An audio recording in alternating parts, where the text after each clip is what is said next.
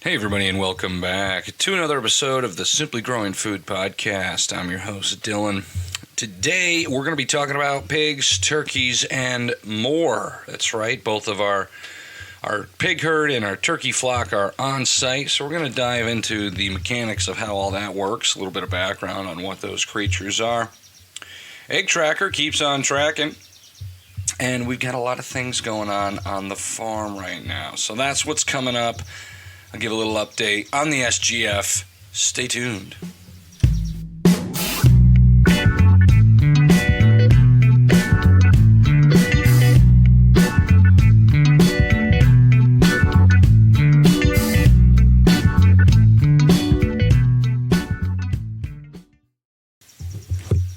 All right, welcome back to another episode of the Simply Growing Food Podcast. So, let's get right into the egg tracker here. It's now the end of June, and we are at approximately, what did I write down here? 975 dozen eggs for the season thus far. That's equivalent to 11,700 eggs, individual eggs. The hens are slowing down. You know, that's the time. This is usually the time where our flock does slow down because we get them, we keep them laying in the winter. Okay, so we also only keep them for about a year here on site before we recycle them to the next farm or freezer. They're still laying, you know, for your average homesteader, plenty. But for what we're trying to do, not enough. Not enough. Going into winter, you want some fresh chickens, at least we do. Some that haven't laid yet, some of them maybe are just beginning to lay. And that way you can ensure you're going to have eggs in the coldest months of the year. Eggs are the order builder. Anybody out there listening and want to start a farm, start with eggs, okay? I started my egg journey way back in high school. Used to bring eggs on the bus to deliver to teachers at school. Then when I could drive, I'd load up my Toyota Corolla. An 01 Toyota Corolla. Thing was a badass. And I would load it up with eggs and take it to school, high school, and sell eggs. I had a pretty good clientele of teachers, you know, and they were like all about it. Shout out Miss Beck, if you're out there and listening. Hey, you were one of my best customers. You would get like 5 dozen a week. And you were always asking for duck eggs, which I used to dabble with a little bit. I just don't much anymore. Like it all. Good market for it too. Anyway, yeah, I used to load up eggs, take it to school, and then every Sunday I would do my egg delivery. And I only had eggs to sell, but I would just go around to my regulars in town, a couple outside of town, not too many though. And I would just drop off eggs all over Brooklyn, baby. I was the Eggman. I am the freaking walrus. Anyway, yeah. Eggs. So, Egg Tracker keeps on tracking. I like to keep an update on that.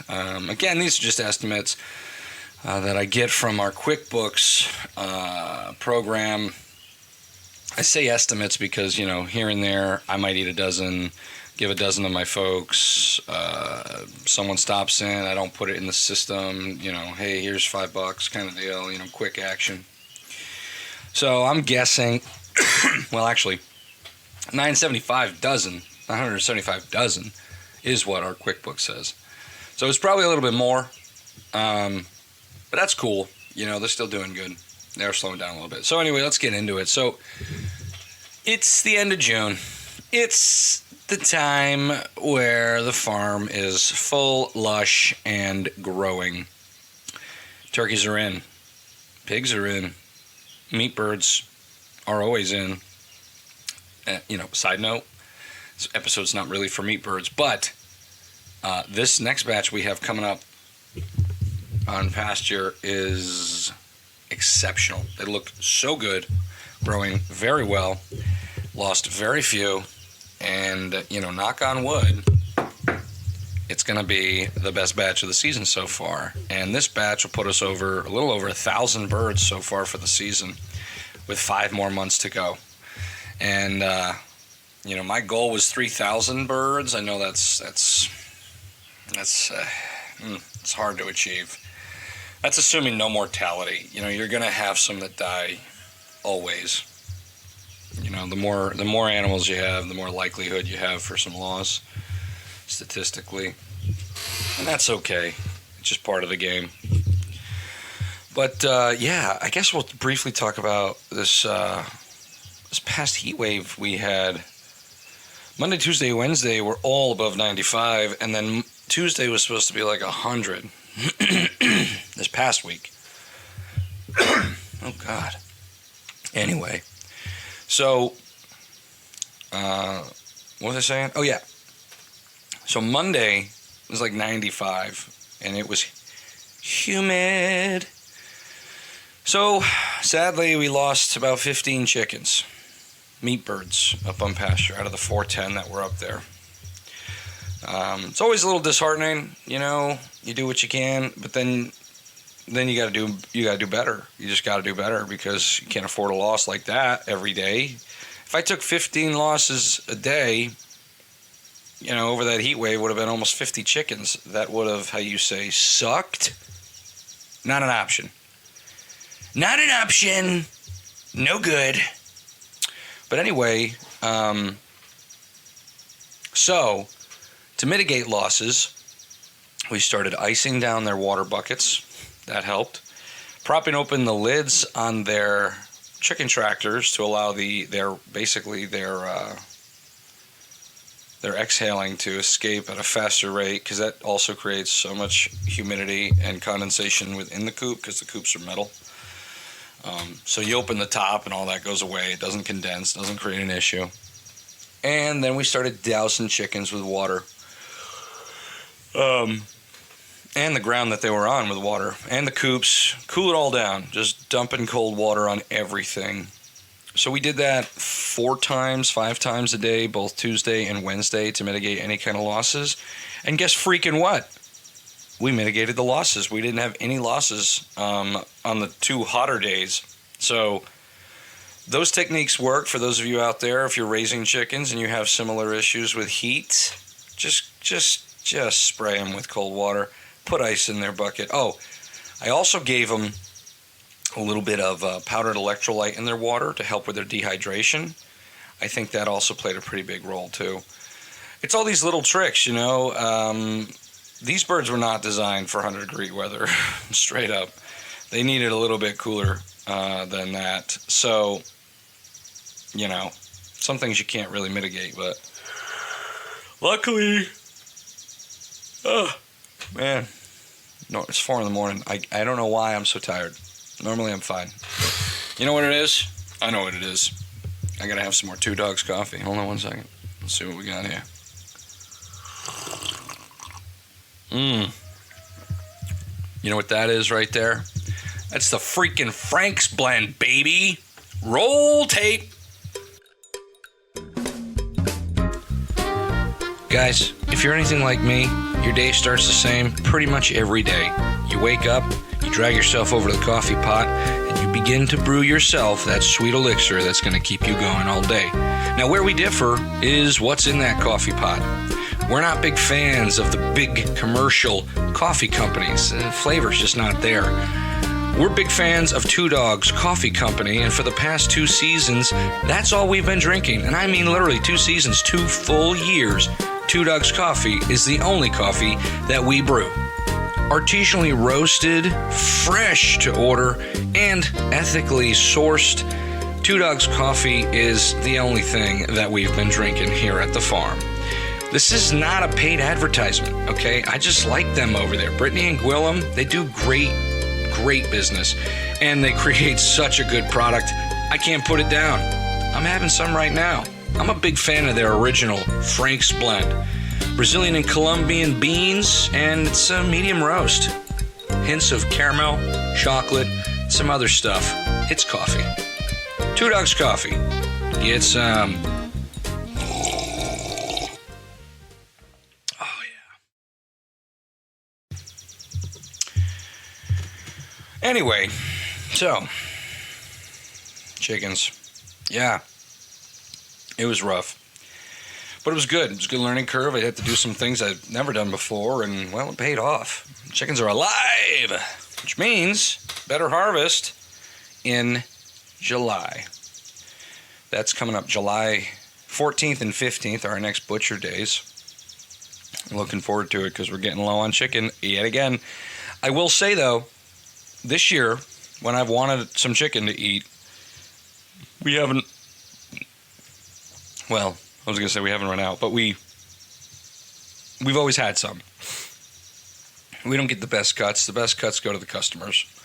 But I'm a big fan of wings. And you know what? People don't buy the wings often. It's like our slowest selling cut. So I eat a lot of chicken wings. So thank you guys for that. Those customers out there that buy the chicken but don't buy the wings, hey, you're feeding me too. Anyway, let's start talking about some damn turkeys. So turkeys are in. Last year was an absolute atrocity growing turkeys. Shout out to the farm that sold me some sick birds. Thanks. I won't name you because that could ruin you, and that's wrong. And you're not doing it anymore, so that's good. But man, I bought in 10, and I already had how many did I bring in? I had 40 from one source, a trusted source in turkeys. And I've never had a real issue with this farm. And so those 40 were good, but then I sold some as babies to a friend and wanted more turkeys. So I called another buddy who had a farm, and, well, one thing led to another. Dropped off some turkeys that were diseased, and it pretty much wiped out all the flock. So instead of having a decent end-of-the-year bump for Thanksgiving, we had shit. I think we finished with 13 turkeys. I was so pissed last year. Yeah, words can't even explain how upset I was. And no, I never, ever take birds or animals from multiple sources, especially in the heat of the season, especially when it's an important crop like a turkey for Thanksgiving. I never do that. But I need the birds. And needing those birds really just kind of screwed the whole program because it killed a lot of them.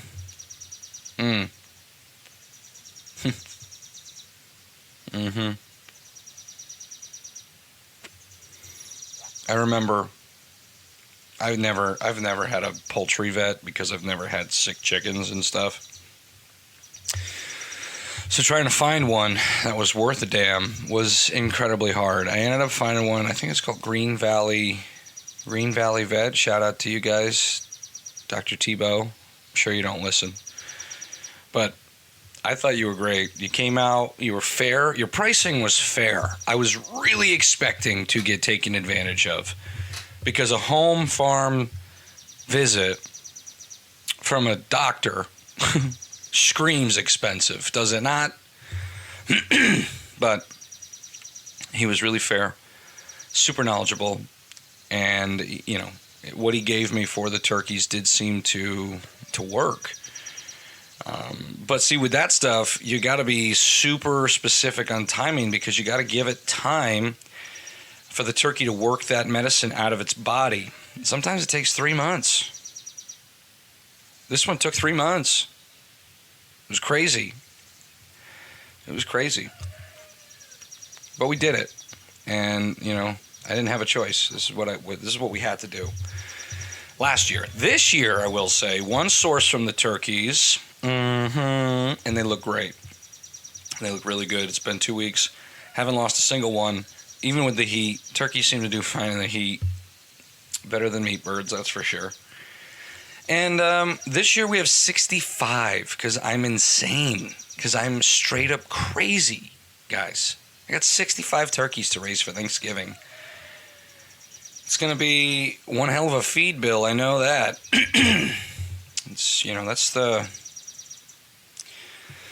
that's what comes along with growing. The farm's grown quite a bit. I've never raised that many turkeys at one time. And even if we have a few losses over the season, because, genetically sometimes they're inferior and they just keel over and die, or they get eaten by something, okay, because we do let them out. It does happen. That's a lot of turkeys. I think the most we've ever processed for Thanksgiving is about 35, maybe 40. But we'll get through it. It's going to be good. People love the turkey. The turkey is delicious. And we're really focusing on our crops so that we'll be able to, provide like squashes and potatoes and things like that to go along with the Thanksgiving turkey. And, if you can get the whole meal from a local farm, why wouldn't you? Like, honestly, why wouldn't you? If you get everything that you need to eat from a farm, I don't know why you wouldn't. Like, we eat primarily what we get, from other farms that we sell for and what we grow. So we could do it. You guys can do it. Excuse me. Man. Wow. This morning is not my morning. I'm tired. Anyway, side note, yesterday, our farm helper Gavin and myself had a corn transplanting party. See, we grow popcorn, and when you run the popcorn seed through our walk-behind seeder to plant it, it puts down too many at once in one spot. That's fine. We went through, we thinned the popcorn, and took a majority of the plants we thinned and replanted it. We went from 3 rows of popcorn to 10 rows of popcorn, and I've still got probably another 5 rows to plant of plants that, if they didn't die overnight, are going to get planted today. It was Gavin's first lesson on transplanting. You should have seen the first 2 rows. Crooked as a branch on a tree. I mean, straight? No. Absolutely not. And it was fine. It was very funny. I pointed it out to him, and he was like, oh, whoops. It was good. The corn's still going to grow. It's still going to grow. It's still going to grow popcorn. It'll be fine. But after he did that, the first 3 rows that he put in were like, not straight at all. We came with a different technique, and the rest of the rows were straight after that. So hopefully they all take. We might have a few losses. Again, you're transplanting. Plants don't always like to be moved.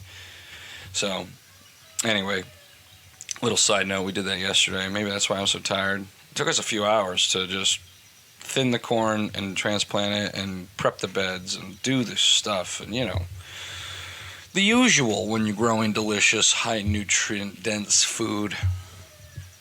Tee-hee, small plug. Anyway, yeah, turkeys. Here's a little more info on turkeys. Melagris Gallopavo, or Gallopavo.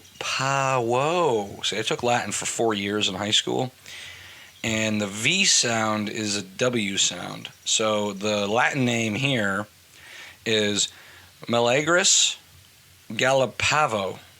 Gallopavo. But technically you wouldn't say that V sound, so it would be like Gallopavo.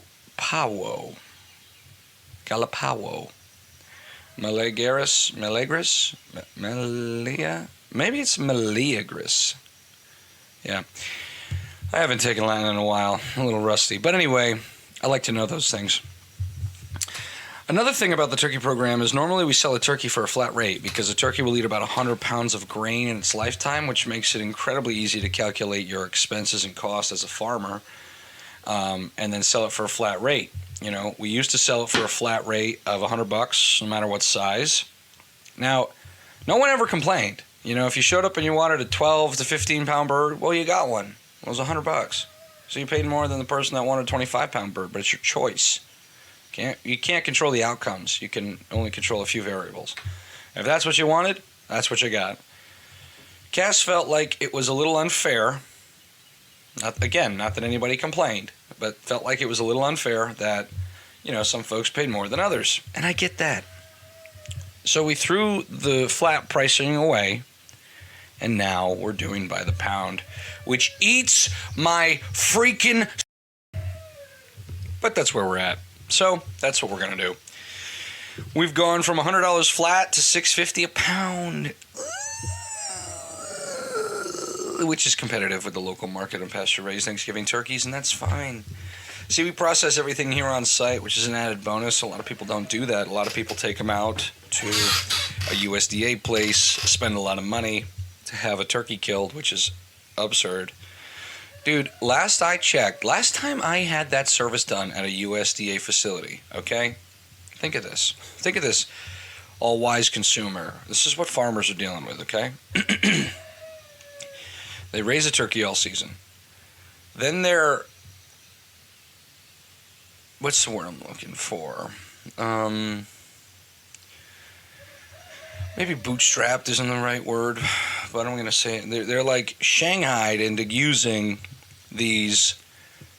There's one place that's USDA inspected for turkey processing near us within 100 miles, which is disgusting also. We'll get into that in another episode.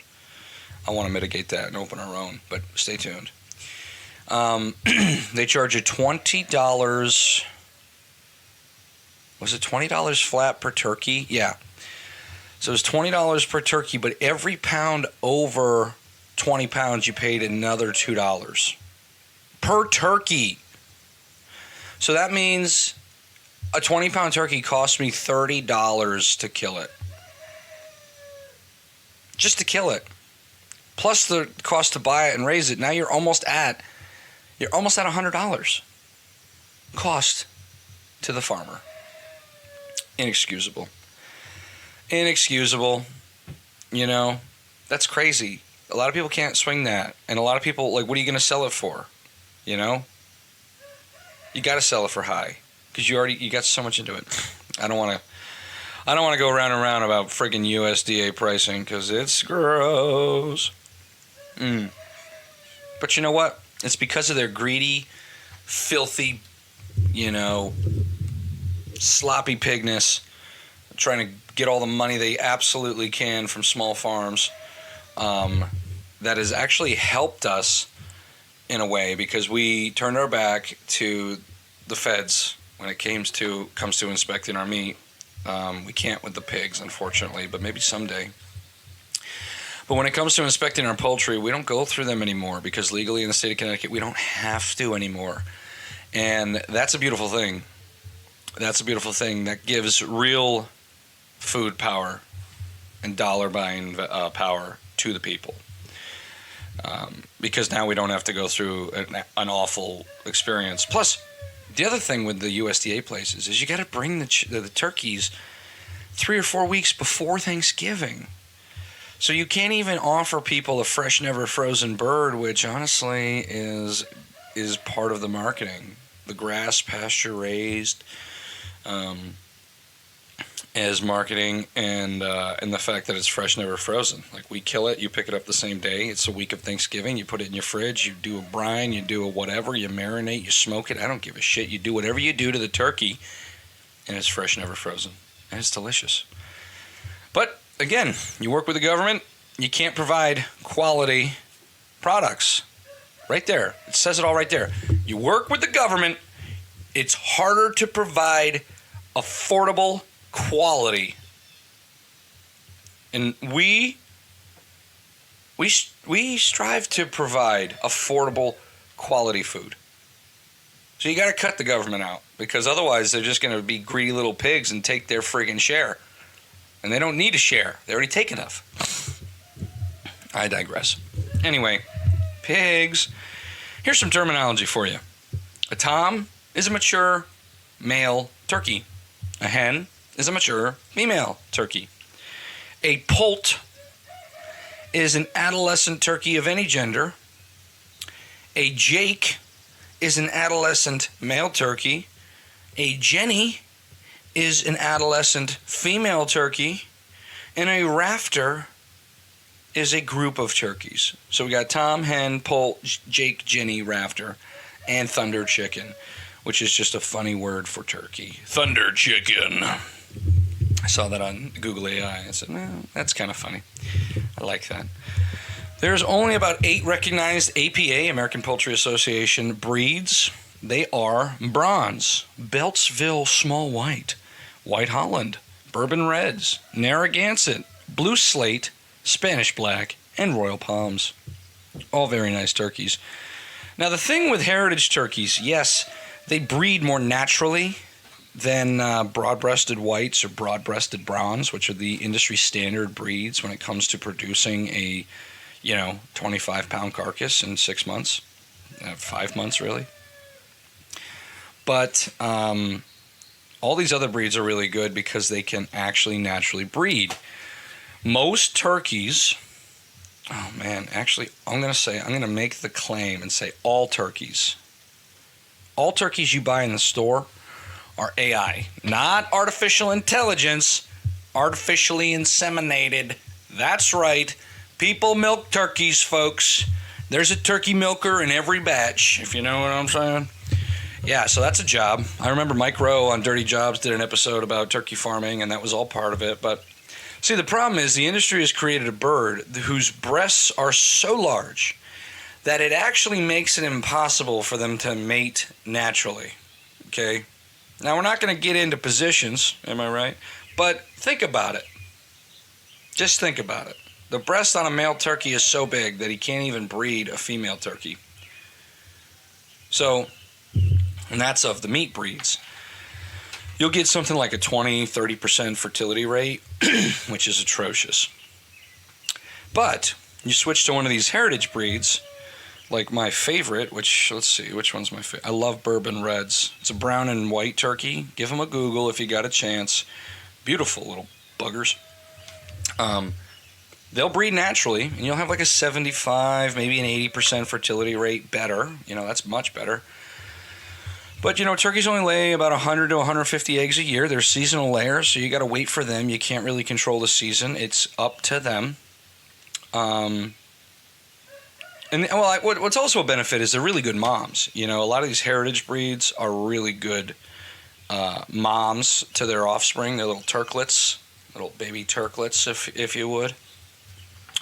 And I've always wanted to keep like a breeding trio or like a quad of heritage turkeys just for our Thanksgiving production. But here, there's some issues with that, right? You add to your bottom line on cost because now you have parent breeding stock. Is it a lot of money? No, it's probably literally pennies. And it would, I paid $15 per started poult. That's 65 of them. That was a hefty bill. Can you keep, it was like $1,175, right? So then the question is, and it's been a long time since I crunched these numbers, but could you raise and keep 4 adult turkeys for a year in a pen, taking care of them every day for less than $1,175? I don't know. Probably. If 4 turkeys even ate a ton of grain in a year, that's only like $500. And they're not going to eat a ton of grain in a year. 4 turkeys are not going to eat that much.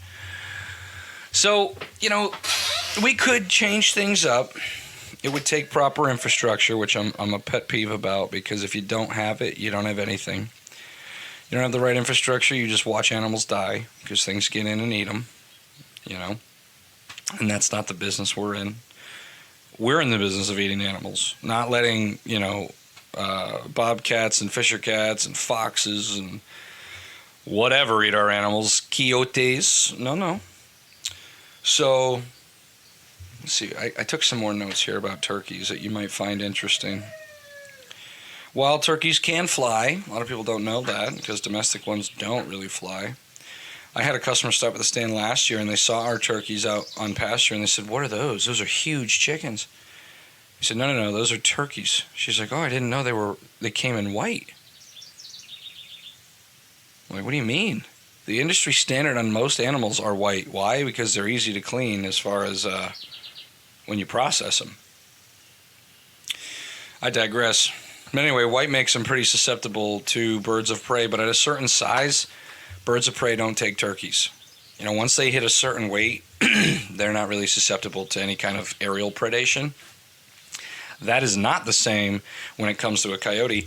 Last year we had this awful batch, and then we're going to talk about pigs a little bit. Last year we had this awful flock, okay?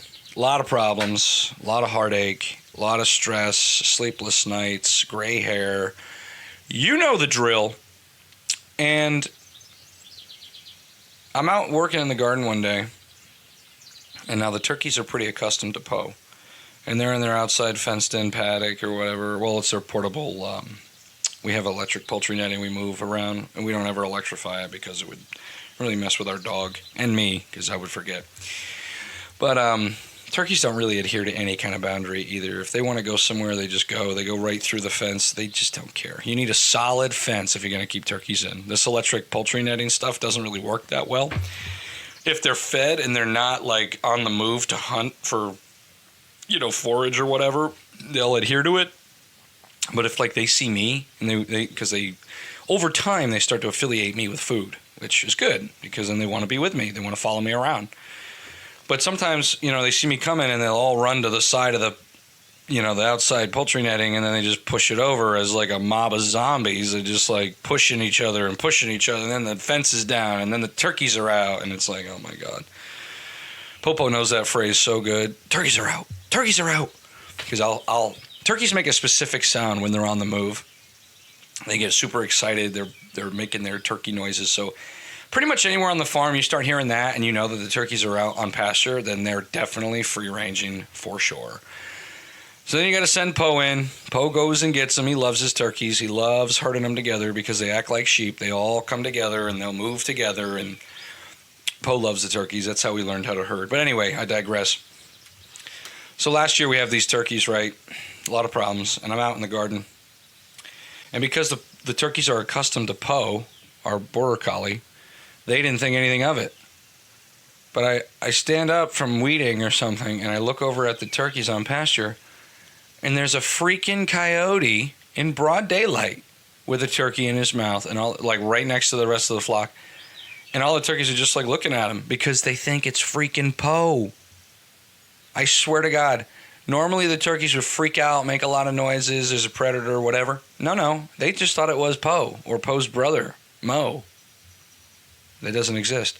And really it was a coyote, and it was eating one of my turkeys that I already didn't have enough of. And I was like, what the hell?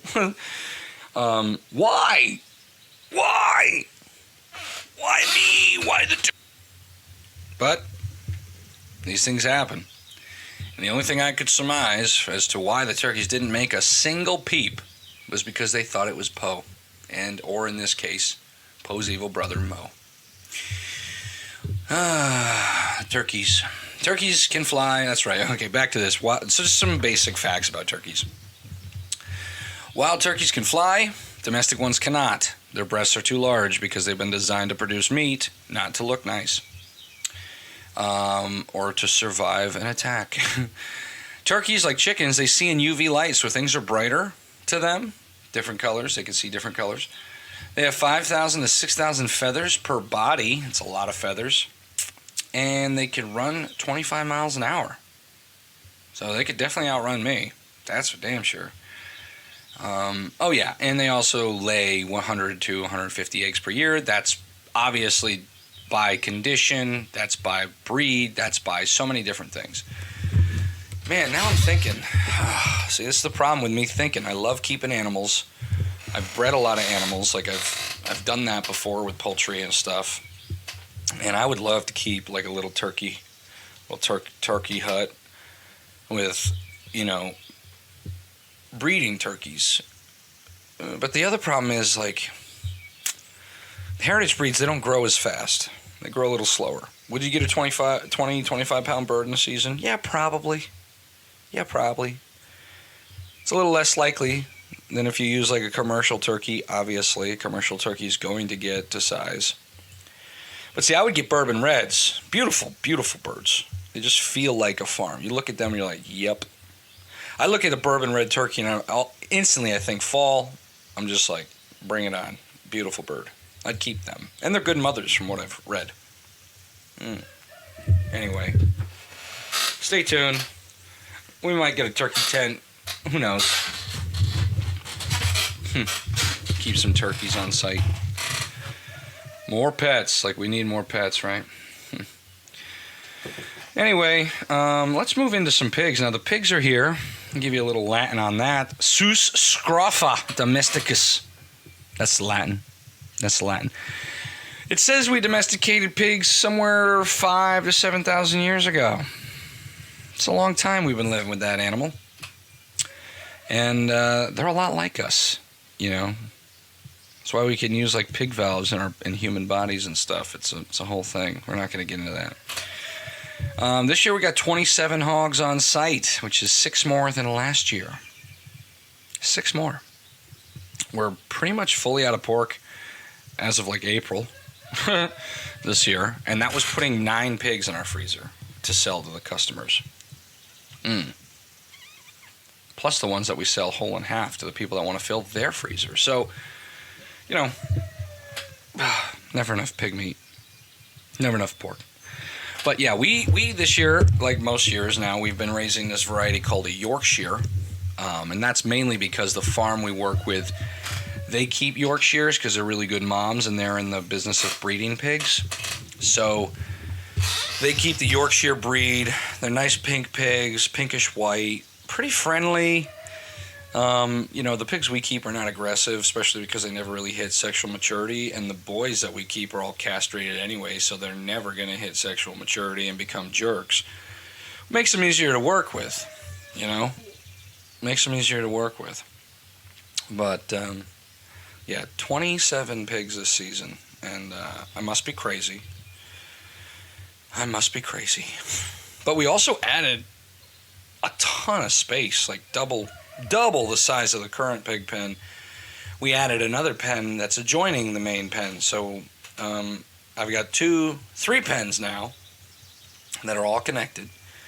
One's the head pen where the waterer is and the feed is. We're not going to move those. But then we'll just like open the gates on either pen and then let them go explore and destroy and eat and do what they do best. So we have 3 pens. We've got about a 4-month grow on them. So I'm going to wait a month before I let them into the next spot, and then they'll just devour all those weeds and trees and nuts and whatever they want to find. And then we'll put them in the other pen a month after that, and then we'll finish them, giving them access probably to both. But, you know, the pigs get pretty well trained like the turkeys. Like they see me, they see the tractor, they know they're getting a snack or something. They see the tractor because they equivocate the tractor to food because we'll fill up the bucket of the bobcat with weeds or like veggies that are, you know, overgrown or whatever, can't sell, can't eat. Oh, very loud bird outside my window. Anyway, and we'll just like dump it in the pen and they go crazy for it. They love scraps. They love garden scraps. When we crop out a bed of anything, we give it all to the pigs. Otherwise, we give it to the chickens, the hens, because the hens do a pretty good job. But like hens, they have a tough time eating green beans because of their beak. They can't really chew them. Obviously, they don't chew anything. But pigs have no problem eating that stuff. Whole broccoli plants, pigs love that. No problem. Cabbage plants. Well, cabbage a chicken will eat because it's a leaf, and they'll just pick it to death. But, yeah, carrots. Chickens can't really eat carrots. We don't really throw a lot of carrots out, though. Huh. The greens, though, they don't really care for it. The pigs will eat that. Pigs eat everything, okay? So they start to hear when they hear the tractor, they're like, oh, snack time, baby. Sometimes it is, sometimes it's not. But anyway, yeah, they look really good, seem really healthy. They've been eating and drinking. It's not even been a week, but they've been eating and drinking, decimating the understory that's in their pen. We raise them in the woods, and as they clear land, because they'll like kill trees through just rooting them up. They'll chew on the roots of the trees, and the tree will die, and that's good because then we'll just take it down and make more space. It's a slow process, but it's a great way to sculpt the land. You allow the pigs to work with you, you work with them, you know. It's symbiosis landscaping, you know, using animals. In fact, if you come out to the farm ever and visit us, you'll see our new barn and our ornamental garden. That whole space used to be a pig pen. This whole entire space where we're basically running the business out of used to be a massive pig pen. And over the years, we've moved the pig pen, clearly, but we've sculpted this land after the pigs sculpted it. They exposed a ton of rocks that my dad helped us build into beautiful retaining walls. And they fertilize the ground. So most of the plants we plant thrive because it's got, 8 years of pig poo. This is a pig pen for a long time, this area. And it did good. Wow. Just thinking about that old pig pen. That pen was the first time I got like picked up by a pig. We had this massive female sow one year, and she would knock it on the trailer, and I don't blame her. But she was being a real pain in the butt. And we had this big piece of plywood we were trying to herd them with. Like herd, not hurt. Herd. Move them around with. And I got this sow backed into a corner. And instead of going through the opening that was there to get onto the trailer, she went through me, underneath me, really. She picked me right up. She put her nose. See, their noses are so strong. It's just such a muscle because they dig with it constantly. They're digging with their nose constantly. So it's so incredibly strong. If they can get their nose underneath something, they can pretty much lift it up. I mean, I haven't seen too many things a pig can't pick up that they've tried to pick up. She picked me up. She picked me right up, and I went for a little bit of a ride. You know, I'm holding onto this piece of plywood, and she's just like moving underneath me, and I'm just like kind of riding it a little bit, and she was not having it. We ended up getting her. We always get them because we're the farmers. You know, that's what we do. But anyway, yeah, the old Sus scrofa domesticus pig. They're fun. They're fun. Come on out. Come see them. I've done this before. We talked about this. You know, the different categories of pig classification. So you have gilts, which are unbred immature females. Barrows, which are unbred immature males. Sows, which are mature females that have been bred. And boars, which are mature males that breed. So there's your terminology. Of course, piglet is obvious. It's a piglet, little pig. And there's no gender affiliated with a piglet. A piglet.